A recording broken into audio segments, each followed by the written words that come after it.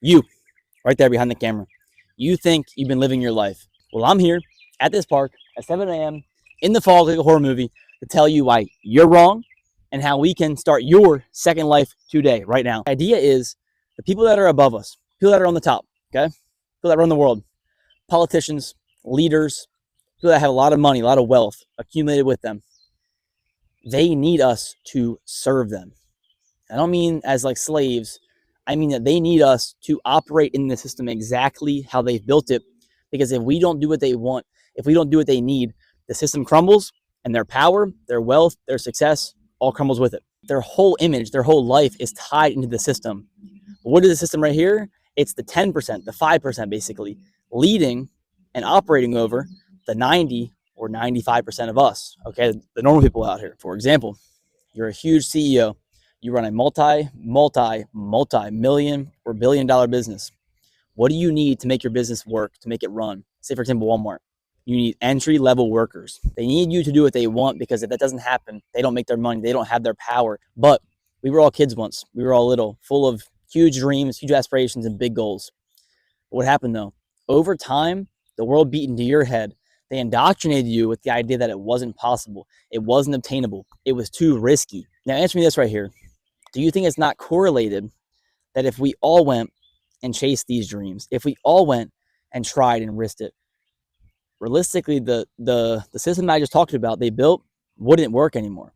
It would collapse because we were too busy being independent and doing our own things, and they would no longer be able to rely on us to be their consistent entry-level workers. And now, don't get me wrong, I can get deeper into this. I can make a whole video talking about 20 minutes, examples of things they do, how they run it, to make this system constantly flourish and continue on for generations and generations. That's how you see a lot of the same families with generational wealth and power forever. What it's about is how they've taught you. They've taught me through school, through media, through movies, through TV shows, whatever.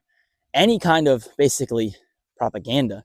It's not a propaganda. It's kind of a buzzword right there. I'm talking about more, it's ideas they want to push out there because they know the effect they'll have that will positively help their system they've built. The propaganda is that greatness is a rarity. That greatness is tied to specific, select individuals who it's simply just a random chance. It's just fate. Elon Musk was just born 160 IQ, guaranteed to be a CEO, run Tesla, run this, run that. Any person like that, they try to tell you those stories as if you don't have greatness, as if I don't have greatness, as if every single person on our planet doesn't have some form of greatness in them, whether it's a trait, a hobby, a skill. So they preach this ideal into us as if greatness falls from the sky, as if greatness is not in here and in here, like I mentioned 1,000 times in all my videos. Because I promise you, if I can promise one thing, if I can stake one thing in my life right now, that God above gives us greatness. God instills greatness. I don't care what religion you believe in. This is not a divisive idea. Christianity, Islam, whatever you believe in, whatever your version of God is, God has given us all greatness. Every single one of us. All of us. Because that's who God made us to be. God would not create us to be these low-life forms who don't have some extra higher capacity in them. The world, the people on the top are the ones beating that idea into you.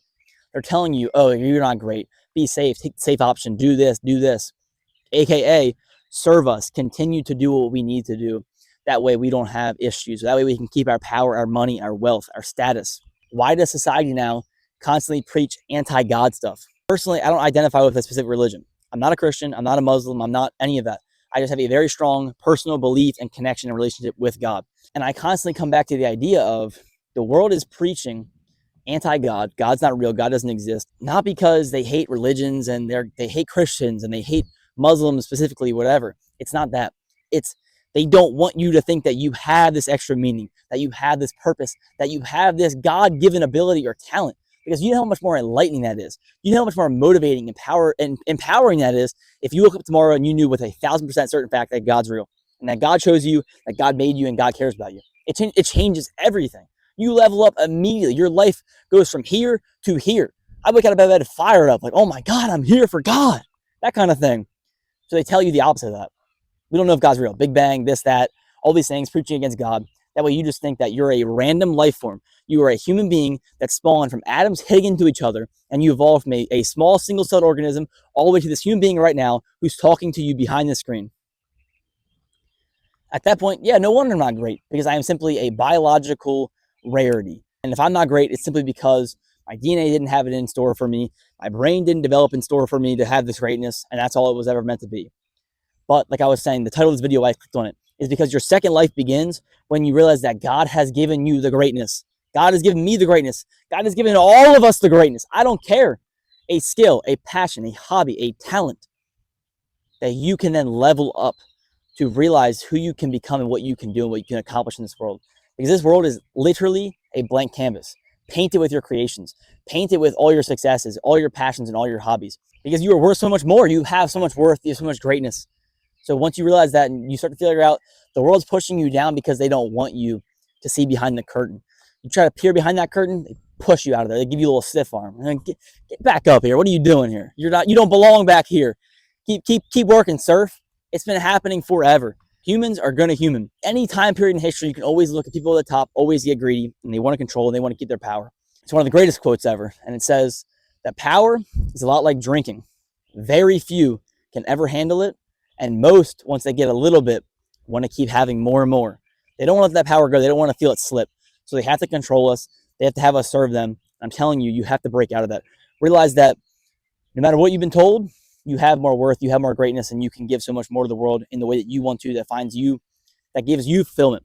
Not the world, not society, not your parents, not your grandparents, not whoever. What gives you purpose, what gives you fulfillment, what makes you feel like a success in your life. Because success is subjective. Success is personal. It's not what the world wants out of you that can be successful. Success is, I feel good, I feel fulfilled, I've done my job, I've done my purpose. God, I did everything I could do. I did what I needed to do out here. That's success. So find your greatness, look for it. It doesn't come out of the sky, it doesn't fall on you. It's not one day you're gonna wake up, oh, I'm great now. Didn't happen at conception, didn't happen in your DNA. We're all inherently great. We have it. Find it, realize that, look in the mirror, wake up, that you're a great person. Look in that mirror and realize that looking back at you isn't just yourself. It's an amazing, great person, full of value, full of worth, and honestly, full of plenty of potential once you realize that. So your second life has just now begun. Get after it today. Let's make it happen. I'm rooting for you guys. Let's go.